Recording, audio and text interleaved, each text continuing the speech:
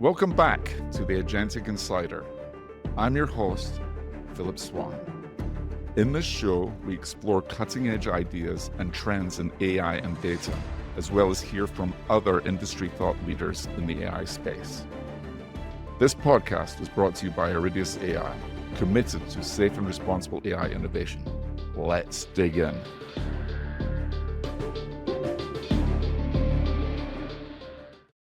Welcome to this week's edition of the Agentic Insider with Alistair and me. Is somebody who's got 30 years of experience in information security, technology, data, and business consulting. 8 of those years, he was an officer serving with the U.S. Coast Guard, where he held senior leadership roles in IT, information security, and shipboard operations. He's an active public speaker within the data and AI community, and he currently serves on the CXO advisory board for Sierra Ventures, a major venture capital firm, and the founder of CEO Insights. Todd James, welcome to the podcast. Thanks, Philip. I appreciate the opportunity to be here. Awesome. So, like everybody else, no different, Todd. What future are you solving for? Yeah, I appreciate the question. So, I actually founded my new company to help start and pursue that future. But, I view the world through a little bit of a historical lens and recognize that we're going through yet another transition. Transitions open up opportunity. I think it's been called the largest once in a lifetime global replatforming that we'll see.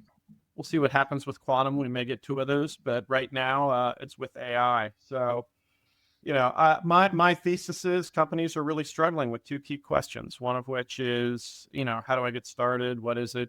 Don't want anyone to know. I don't know what it is. And then the other question is, I've been doing this AI, but I haven't seen value or scale. So the future that I see is one in which AI capabilities becomes broadly democratized, one in which organizations are able to steward their workforces and their companies through these changes without undue friction. I still see a world where there's winners and losers, but the future that I'm solving for is to make that journey easier on companies, on individuals, on society. So that's what I'm excited about, what I'm motivated by, and why I left a very good job to go out and say, can we take these skills and take these capabilities more broadly? Well, everybody should be an entrepreneur at least once in their life, right? Yeah, it is. It's funny though. You go from having all this infrastructure around you to, you work just as much as you do in a large corporate job, but you're thinking, you're strategizing, you're being creative, you're talking to people, and you're like, I got to go fix the printer, and how do I do that? That's right. We're calling my wife, hey, how do I write a check? That construction actually happens. So, yeah. So, I mean, you're talking about those 2 key questions. And I think, how do you think about using AI to transform businesses so that they've got the right to innovate and compete in the future? Yeah, it's interesting. Going back a little bit through a historical lens, there's all this hype around AI, and it kind of bothers me that we put so much focus on it, even though I'm a beneficiary to some extent of the change, and I'm enjoying the transformation. But you go back and I look at the big events over my career and the big factors that have been used to drive changes in companies, and I really see 3 things. One is in the 50s with Duran and Deming, and the Six Sigma and the lean revolutions, where we're able to look and say, how do we reorganize people and processes to be able to drive more efficient workflows that you're better able to serve customers and reduce friction for your workforce. And then came along automation, and this is what we've been doing for most of our careers, right? The combination of automation and that process organizational dynamic to be able to knock friction out of systems so that people can re-envision products, re-envision customer experiences, and create new business models. But until recently, we got to a point where the processes could only get us so far, the upskilling could only get us so far, and deterministic aspects of automation could only get us so far. And we had these big pools of resources that were stuck with dealing with complexity and making judgment calls and decisions. And as much as we talk about the mystery of AI, the simplicity of it is we are now dealing with that bucket that we haven't been able to solve for which is people making judgment calls, having to grapple with complexity because it's not an A or B decision. And what we're left with is we have an opportunity to use math to convert those judgment problems into machine prediction problems. And in doing so, we can better inform decisions, we can automate in places, we can change the way that we work, and we can create better customer experiences. But if you ask it kind of how I view it, it's that continuation of kind of the sciences and the automation that we've applied all along. We're finally able to get that last bucket that we struggled to solve for as we looked at driving improvement in organizations. And that was really around how do we help people make better judgment decisions? And quite frankly, how do we unburden them from decisions and activities they don't want to make? So yeah, that doesn't sound very AI-y, and it doesn't sound, if that's the word, it doesn't sound very exciting, but I think it's hugely transformative. I think it is. And also you're talking about, in some ways collaboratively solving problems. Okay. Previously, you're talking about, mathematical models to be able to do this. So, you bring people who have a PhD or 2 PhDs onto your staff to be able to do that. And then they become the boffin that you work with to be able to get through this. We're pretty, we're not far from being able to have, an AI at our fingertips that's usable by anybody, that's going to have, just about any PhD and anything you want whatsoever. And so at that point, you're now able to have a collaborative partner to be able to work with, okay, and grow the sort of the strategy that you want in the direction that you want for the company, and test things out, okay, without necessarily needing to have to go and find the right person who had those skills, if what you're looking for is sort of able to be sourced from the AI side of things. Which is wonderful, it's beautiful, and it's disruptive. I couldn't agree more with you. The other thing I would say too, and a lot of us are already using some of these systems in our day-to-day. It's a collaborative partner. I would say it remain one of several collaborative partners. I mean, I have had been going back and forth with an agent recently, just asking questions, looking for input around an area that I was not that familiar with, and talked to a lot of people in that area. And there was consistency. But yesterday I had a call with a gentleman out of Toronto that hit a totally different vector. So you need a little bit of hallucination. You need a little bit of diversity, I think, as you continue to look at your decisions. We're not done helping each other yet. No, I agree, and I don't think there's the time for the lack of existence of human to human collaboration is going away. I don't think that's dying anytime soon. But I think suddenly you've now got an ability to do some collaboration that wasn't possible in the past. Okay, in ways that now give you unfettered opportunity to do new things At a pace and with reach you've never been able to do it, and quite frankly, you're not bothering anyone when you start interacting with that agent at 1 a.m. when you can't sleep. You are if you pick up the telephone and call that colleague of yours.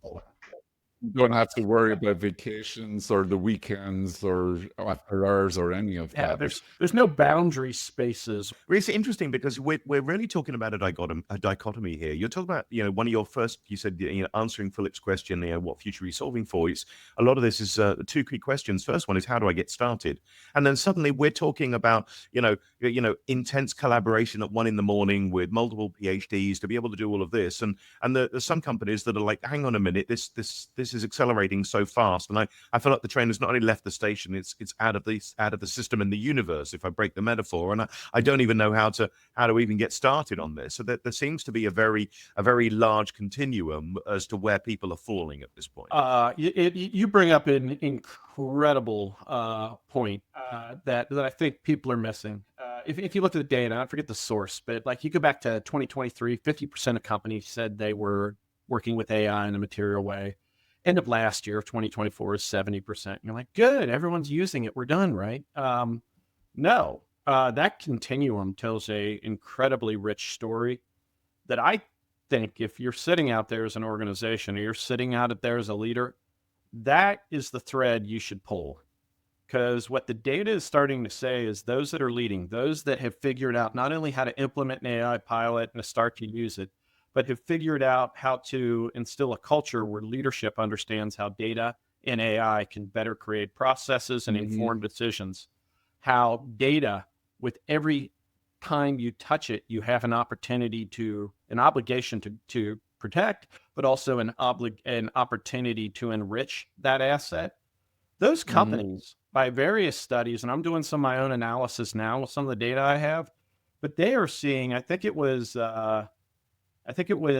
Carney and McKinsey that came out with some points, and I can't remember exactly which one, but one was citing a 2 to 6x total shareholder return for those companies that were really leading and had data and analytics as a culture embedded in versus those that were stuck in pilot stage. And you are also seeing a difference around profitability, upwards in some cases of 60%. Not in all, but if you're sitting here as an organization and the velocity is increasing, it's time to stop talking about that and it's time to start moving, because there is a nonlinear growth rate of value that we're seeing from those companies that are implementing artificial intelligence in a way where they're able to start compounding the effect of individual decisions that are being made by AI in a way that's driving true material competitive differentiation. So that's the opportunity. You're sitting there with toes on the side of the pool. It's not just that you're falling, not velocity, it's acceleration that's happening in front of you. Yeah. So funnily enough, I was going down the same path when with the questions around, because what I was going back to in my head was what you said, in terms of, advising executives who feel stuck on AI. What are the diagnostics that tell you whether the problem is data, talent, or culture, or all three, or a mixture of, right? What do you look for? Yeah, here's my take, and I'm probably a little bit out of pattern on this. If the CEO and the leadership team isn't interested in getting behind it, then it's a waste of time. I have, across the companies I've worked with and the companies I've advised, if you do not have the buy-in and the interest at the top, which is what sets the culture, which is what determines the allocation of capital, which is what sets the strategy, messing around with the data and stuff, yeah, you'll get some incremental gains, but you're not really going to transform the business. So I think it's all those things. But if, I'm talking to someone and they're not really willing or don't think their CEO's there, it's very hard to envision how that company is really going to be able to transform in a way where they're using data and AI to competitively differentiate. I mean, point solutions are great, but you're not doing a whole lot more than you can do with process improvement and automation. It's isolated. Where you get the benefit is where you start to look across entire value streams, and you start to think differently around what your next offering or your next investment could look like based on these assets. So while you're running things at Kroger, Yeah, you clearly embedded AI into everyday grocery decisions, right? So you clearly had the support of the C-suite to make that happen. yeah. I was, it was interesting. The similar journey at Fidelity Investments kind of took that playbook when I went to Kroger. But early on, when I went to Kroger, and I really appreciated this, I was having a discussion with the CEO at the time, Rodney, and he looked at me and he said, "Todd, we've got to get it from where you're pushing your way in to my leadership team and the other officers to where they're pulling you." And what he was talking about is you can't do AI coming from a technology first. You have to come from a business first. And I give a lot of credit to him. I give a lot of credit to his leadership team for how they modeled it.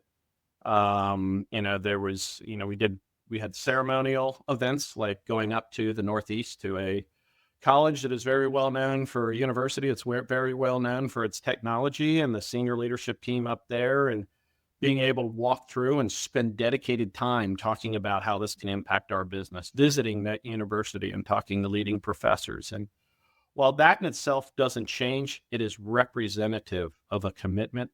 And that commitment got signaled across the entire organization. And, I saw the same thing at Fidelity. I remember when I was in a session, and we probably had about 250, 250 of the top leaders in the firm. And we're sitting up on, it's been a few years in the building, the top floor where all the conference rooms are at their headquarters. And there's university from New England that's known for tech in there, and they're talking about AI and what it means for business. And I look in the first row, sitting there is the owner of the company, the chairman, Abigail Johnson, sitting there taking notes. She didn't have to be there, but she was sending a signal by being there. And so when I talk about the need for leadership from the top, it's that cultural signaling. And then, where I think the biggest moment where you start to see that culture shift, I think probably one of the biggest points, at least in my last role, where I finally felt like we had it, was you go into the board and you go on a cadence, and part of it was, once a year you're going to give the state of AI. You may get called in a few other times, so once a year you're there to talk the state of AI. Well, the last year I was there, it shifted. Instead of me going in and leading and talking about AI, it was all of the company officers talking about their strategy, which had AI embedded in it. And I took the second chair, which is what I wanted. This was success for me. You got to give away a bit. And the beauty of that was it really started to signal the shift that this was being business led. The executives understood it. They were making calculated investments around it, and they could fluidly and coherently talk about their strategies with business impacts, but in a way that integrated the AI to it. And, I added to the discussion at the end, saying, here's how we tie it all together. So it's not going to cost you a fortune. Here's what scale looks like. But that moment when your head of AI is not the one leading the discussion is the moment where your organization is starting to step into that level of maturity where they understand how it's going to transform the business, and they're not just hunting projects.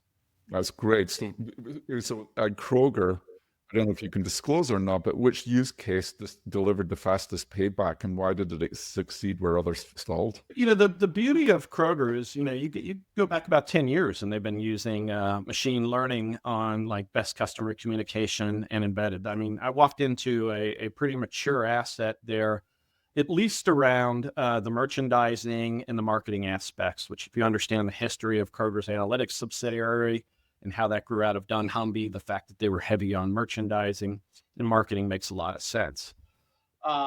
We had tremendous value, and everything I'm saying here has been written about in public. I can even cite the articles, so I won't step in anything that we shouldn't be talking about. But pricing and promotion was a big one. But the ones that I saw was we drove had a big play in was around this idea of how could we start to scale a analytic capability, process engineering, and scientific approach from a mathematics perspective across multiple use cases to drive real value. And we saw an acceleration there. So you want me to tell the use case, tell the story? I'm happy to do that. Yeah, that would be great. Yeah, so here's the problem. So here's the problem we're asked to solve. When you want to do a pickup order, and feel free to do it. It's still a very good company and I hold stock there. So feel free to get on your Kroger app and make an order. But if you're going to make a pickup order, you get on your application, but then there is an individual that actually has to run around the store to pick all those items. And the challenge was, look, we had about 3-hour lead time between the time you made your order and when you could pick it up. I'm like, that's not the customer service that we wanted. We want to get it back to 2 and continue to drive it down. So working with the operations team, working with the technology team, working with the science teams that we had, we got talking about it. We said, look, if we can reduce the amount of time it takes that individual to run around the store and do the pick order, that'll allow us to reduce the lead time. So it became a story of how do you, for stores that are 2,500 stores, separate layouts, how do you refresh all the digital images, keep them up in real time? And how can you do real-time routing for an associate where you can either optimize for speed or even optimize for cost? We bias towards speed, but the algos could go either way. But basically created a advanced routing algorithm that kind of optimized that trip around the store. And it reduced in about a 10% reduction in steps taken, distance travel. And if you think about that across the number of times that you do it, across a number of stores, it had a significant impact on customer experience, on associate simplification of their work, and from an economic perspective. But about getting into that, we realized we had to harden those algorithms anyway. You're doing, I think it was like 200,000 calculations a second in the stores to be able to optimize that. So we had to harden those. But we also said, this is routing. If we can route an associate around a store, we can route other things. So we started thinking about what engineering patterns, what did we learn from a process, and how not just to deploy, which was important, but how to support from an O&M operations and maintenance perspective after deployment. And where can the scientific approaches, it'd be different data, but where can the scientific approaches be reused? And so while that first application drove great value, it took about 9 months to build. And then it took us about 6 months, which was super aggressive, to roll out across 2,500 stores. A lot of credit to store associates and tech groups and scientists involved. But it was difficult the first time.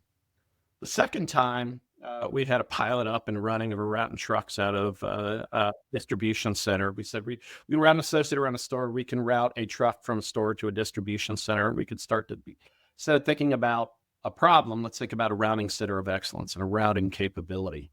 And what that enabled us to do was speed the value there. We're up in 3 months routing trucks. On both of those, they are both on track.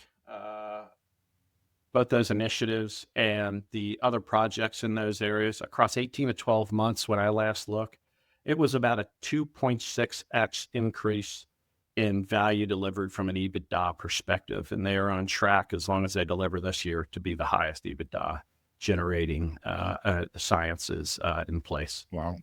So your story is speed to value, but also the ability to maximize value. And underlying that's not just the use case you could have solved for, which was an impressive use case, but it was the idea across the tech teams and across the science teams that we can use this in other places. So what engineering patterns, speed, real-time science, how can we take the learnings from science? And a lot of it was around operations process, what works in working with the business and what works in the support. And that made a big difference.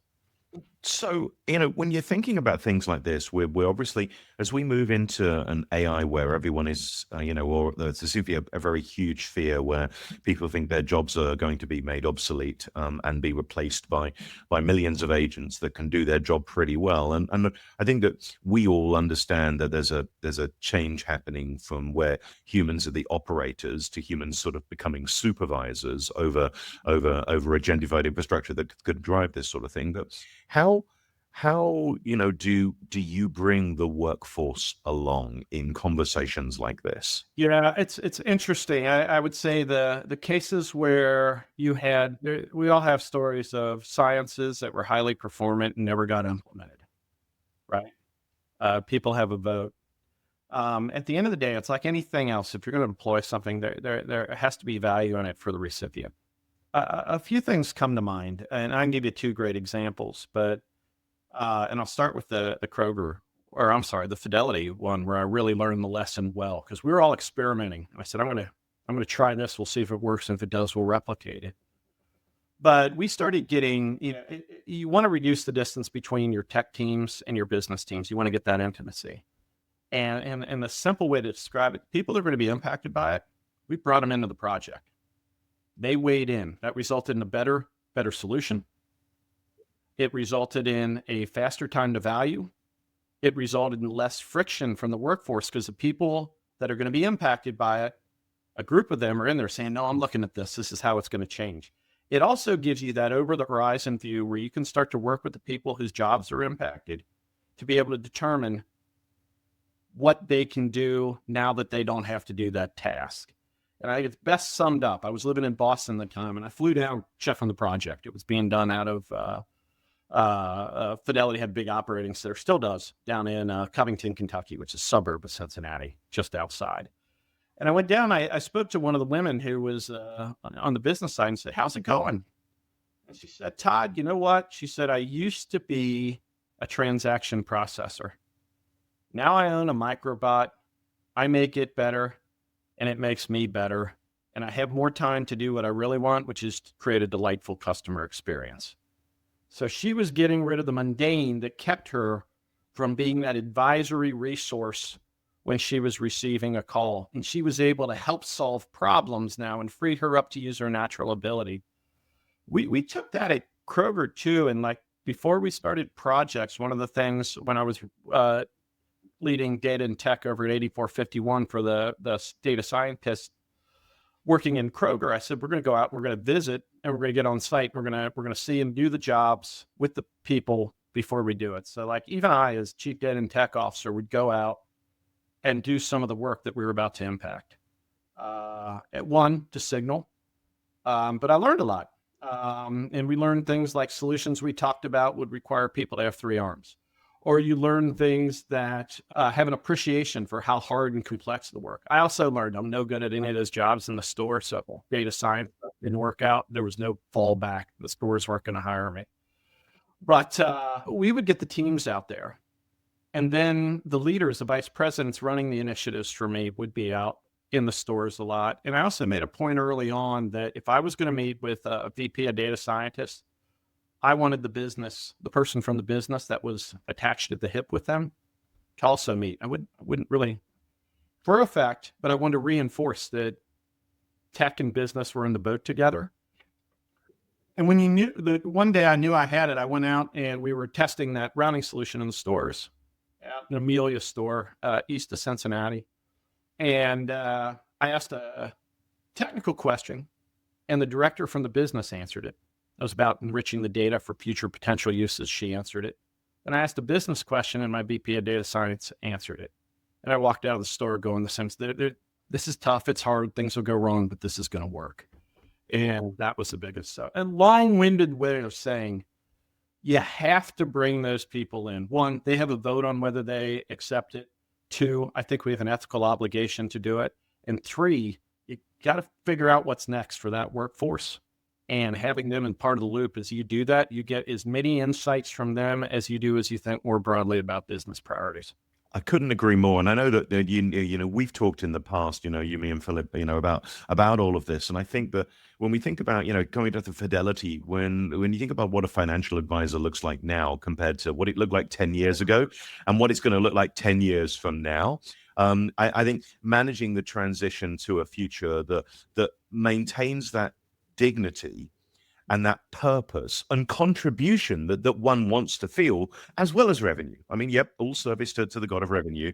But I think that's important. And as you say, integrating people into this and having that engagement really makes a huge difference. But also, if you involve those people, I think you can discover the dignity and the purpose and the contribution through those conversations, rather than believing that the ivory tower has all the right answers to the right way to be able to do this. The beauty with this, I call it business intimacy, reducing the distance between tech and we probably not for this call. We talked about the structural ways to do that, but one of the which you start to see, usually the first idea comes from leadership because money comes from leadership, right? So bright minds, we get together, you have those discussions, but after that first project, and as you start to look at that project going, the direction of that project, and then the follow-on projects is usually a product of organic discussions between business people who now understand technology better and technology and data scientists who now understand the business better. That's when your best ideas start coming up at the ground level and they start working faster and they start being able to drive more value, but also do it in a way that is more consistent with not being told to, but getting the opportunity to. And it's not something that you can make happen. It's something that you can set the conditions so that it does happen. Yeah. So retail margins are razor thin, right? And we all know that. Yeah, exactly. We've got financial services that you worked in, they're highly regulated. You've led the AI in both, right? Which industry constraint was tougher to innovate around from your perspective? It was different. The how is different. I wouldn't say the difficulty levels are different. The how is different. When you're operating in a private company with large margins, you have flexibility and you think in terms of how can you change and disrupt and redefine an industry? And you can approach it with an appetite for failure and patience. Right. And at grocery retail, and this is probably, it was before the first Christmas that I was at Kroger, I was having a discussion with Rodney, and I'd been there a few months, and he asked, how's it going? And what's different? He asked a very similar question. And I must have been tired because out of my mouth came, and this speaks to Rodney's grace, out of my mouth came basically describe what I said about, in financial services, you can be really strategic and you can be patient. You can think about how disrupting industries over time. But I said, here, you have to hide your strategy and your tactics. And it took me a little bit longer to figure that. We had a really good discussion. I stayed there after that comment, and it wasn't out of frustration that I made the comment, but when you have public company pressures and you have tight margins, it doesn't take a lot to get a company out of alignment with its financial performance. So there has to be a very rigorous expectation. So for me, the transition was less around the regulation. I mean, the regulation in financial was tough, but you got to be really careful when you're dealing with food and people too. So, and medicines and healthcare aspects of the pharmacy. So I saw that as pretty consistent, but it was around how do you take that strategy and back it through tactics and into operations for really rigorous execution. And it doesn't do you a whole lot of good to share that strategy broadly. You share it with a few people that understand it so they know where you're going. But on a day-to-day basis, it's how do you drive to get the result in time, and how do you work as quickly as possible? Which, by the way, when you get super strategic, it breeds one kind of creativity. When you have lots of constraints, it unleashes another kind of creativity. So I appreciated both environments, and they're both hard. And then when you're looking at manufacturing, which is big where you live in Ohio, right? Yeah. So it's highly regulated, financial services highly regulated, insurance highly regulated, and we're in a world today where countries, states here in the US they're sprinting towards drafting AI rules. In your opinion, what single policy change would help enterprises innovate safely without stifling progress? Yeah, and I had the numbers on me. They flushed out of my head, but you look at the precipitous rise in state level regulations. Mm-hmm.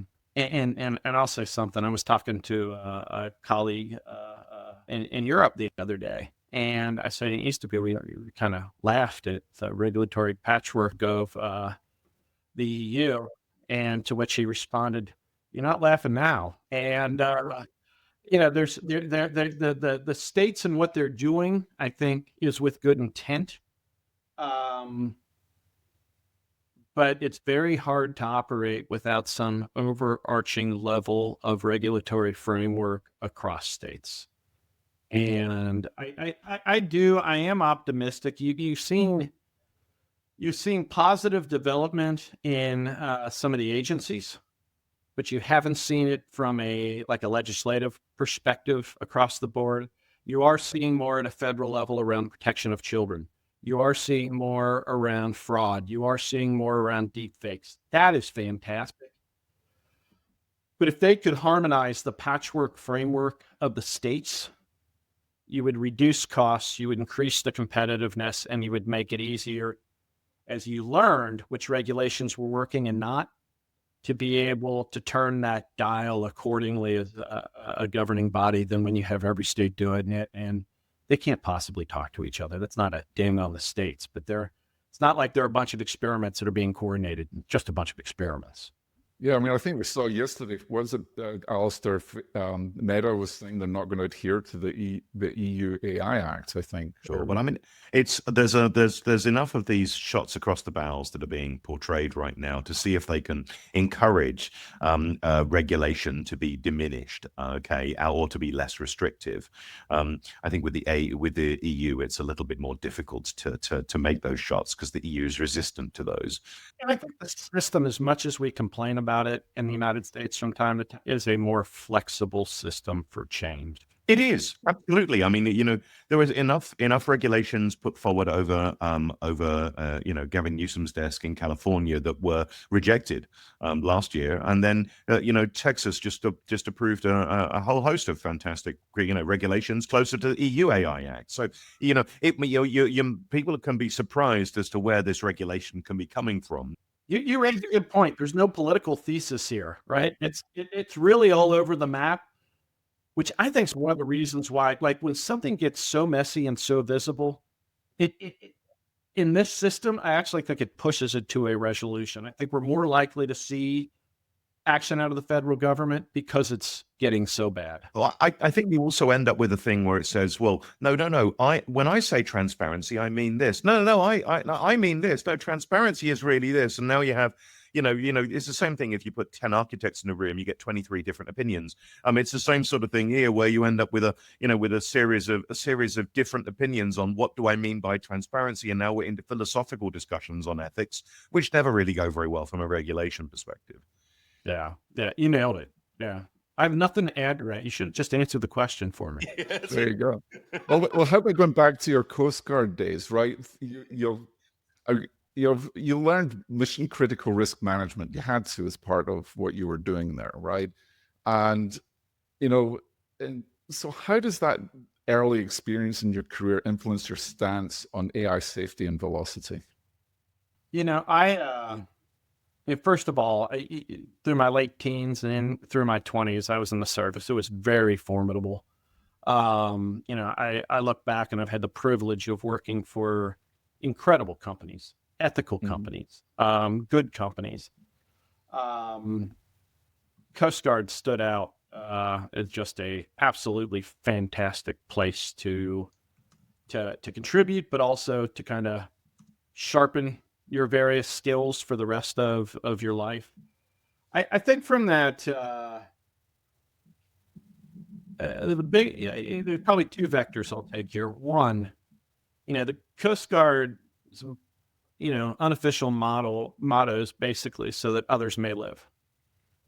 And underlying that is the idea of the importance and the agency of others beyond yourself. Yeah.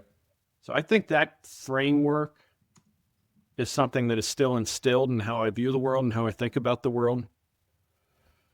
The other thing that really came out of the Coast Guard, and then I'll tie all this back to AI, was when things got really, really bad and decisions got really, really critical, you got the half second of panic without letting anyone see it, and you suppressed it, and then you started doing one of two things or three things. You would endeavor to make good decisions.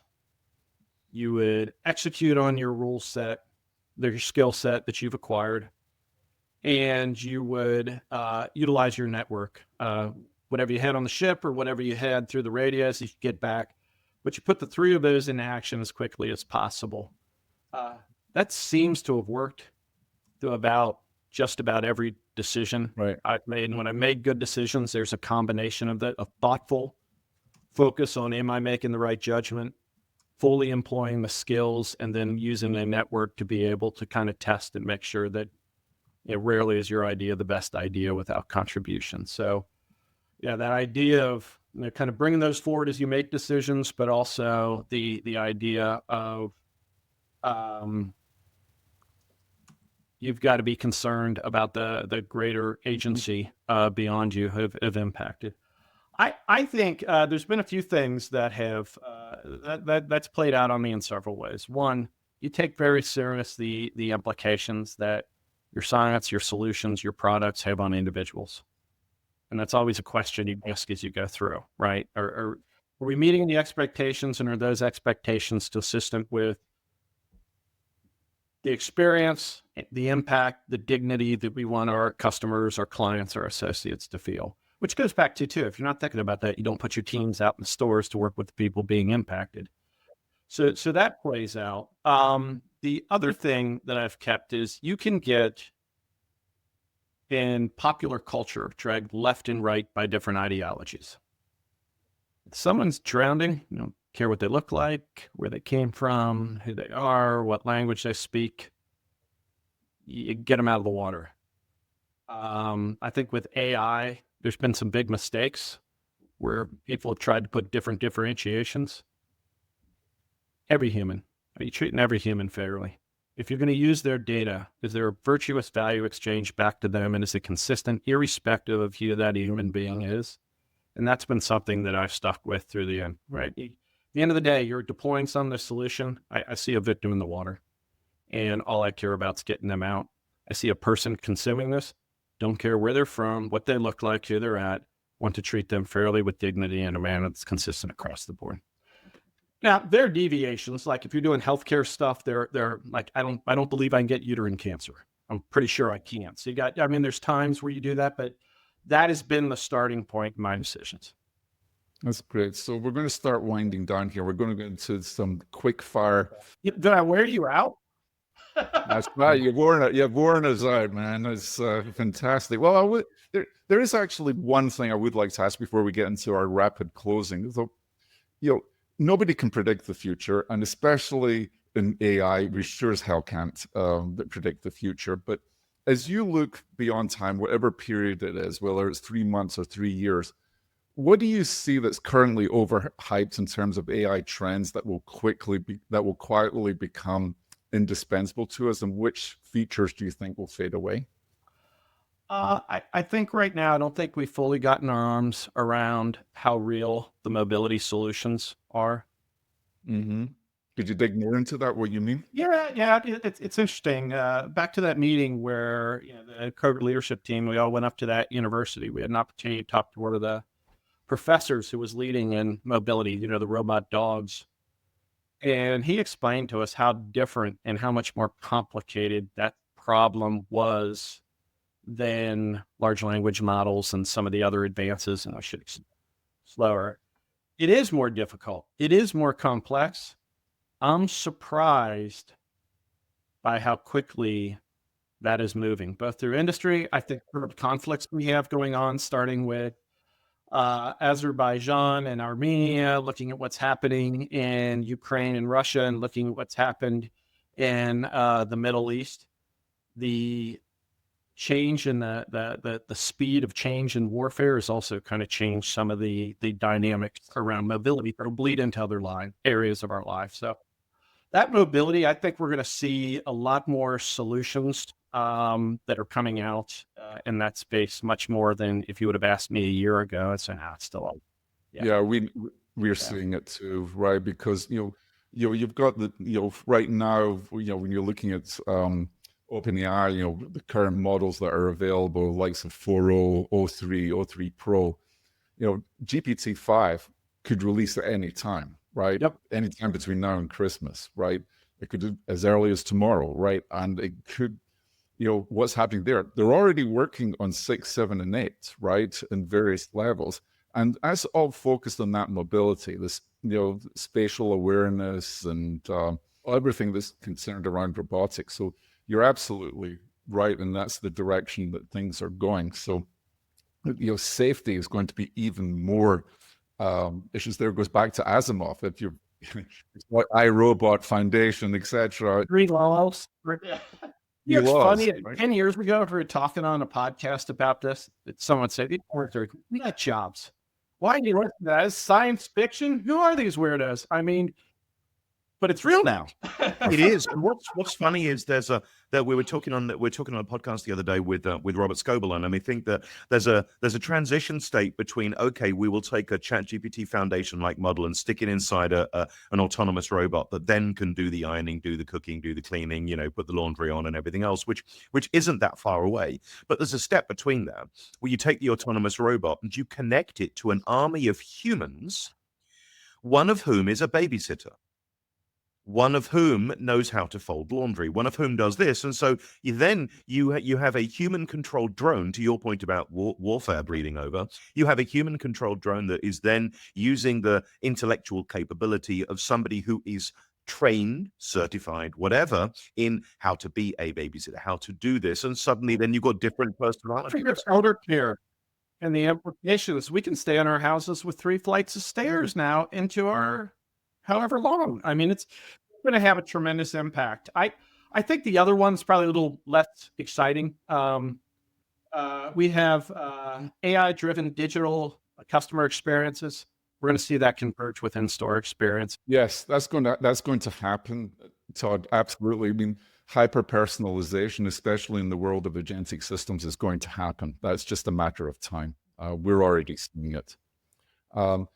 So it is exciting times. All right. What book would you recommend to people to read if they want to, that's influenced your thinking on AI and AI leadership? God, there's one by, let me pull it up. I'm bad with titles, but I know the book. It was written by a Microsoft CTO. It's a really good book, and I'll tell you why. Reprogramming the American Dream. Okay. We're dated on some of the AI, but how he's talking about the social implications of being able to create opportunity beyond the hubs into areas like Appalachia and other areas, I think shows how we can advance science advance our science while also thinking about how do we bring the whole of society along with us, not in a way that's about handouts, not in a way that's about UBI, but in a way that's about work, meaningful work with dignity. Yeah. And being able to address those areas. I think it has to be done intentionally, but I think it'd be done profitably in a way that serves. So that's a great book, both around, it's probably a few years old on the AI, but it's really good around a vision for how we might want to think about the future. That's great. Next question. What contrarian opinion about AI do you hold that most peers would disagree with? I've been saying for years, and it made me unpopular. I believe that this chief data officer and chief analytics officer role is going away. I believe it's a transformational role. I think, as I call it, the exciting stuff and the analytics will become embedded in core to business, just as operations management and some level of finance acumen is. And I think the data component will get pushed back down into tech, and it'll be about how do I keep the pipes together. People in those roles, especially with what they pay, and I was in those roles just a few months ago, don't like to hear that, but I think it's, if you look at what you do in that role that makes you successful, it's all transformation. It's like 70% organizational dynamics, 30%, and it's about moving from A to B. That's a transformational role. And last question to you, Todd. You've been so generous with your time. What do you like to do for fun? Anything with my family. I'm pretty easy there. So when I have a family together in the house, my heart is happy. And so that's the most important thing to me. And how do people reach you with Aurora Insights? They can look me up at www.aurorainsightsllc.com. Easier way to connect with me is you could also hit me on LinkedIn. But thank you for asking. But we're out there and would be happy to help. Todd James, thank you so much for your time and being part of our podcast this week, and join us next week for yet another great episode. Thank you. That's a wrap on this week's episode of the Agentic Insider. Thank you for listening. For show notes and more, please visit agenticinsider.show. To learn more about Iridius, visit iridius.ai. We'll see you next time.